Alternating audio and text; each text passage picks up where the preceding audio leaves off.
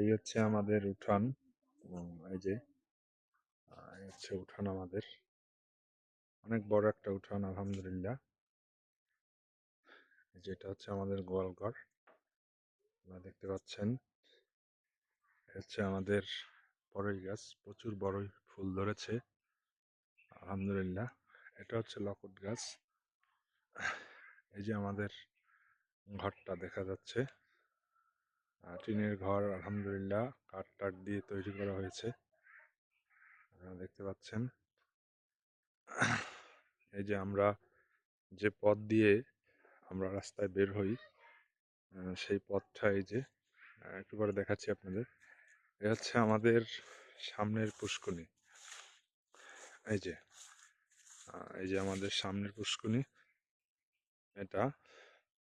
এই যে গ্রামের পুষ্করণী যেরকম হয়, এই হচ্ছে এই যে আমি আবার আমাদের যে পথ দিয়ে আমরা আমাদের বাড়ির সামনে যে রাস্তায় উঠে থাকি, সেই রাস্তাটা আপনাদের দেখানোর চেষ্টা করছি গাইস। আপনারা দেখতে পাচ্ছেন এই যে আমরা এই পথ দিয়ে সাধারণত রাস্তায় উঠে থাকি। এই পথটা দিয়ে বাড়ির ভিতর থেকে আমরা রাস্তার দিকে যাই এবং এই যে দুই সাইডে নারকেল গাছ রয়েছে, সারি সারি নারকেল গাছ।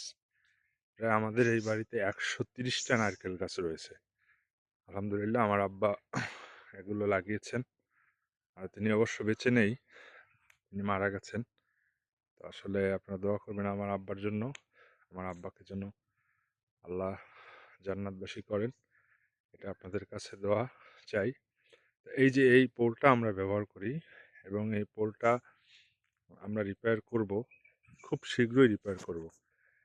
দেখতে পাচ্ছেন এই যে আমাদের যে খাল, এই খালে প্রচুর পরিমাণে কচুরি জমা হয়ে আছে।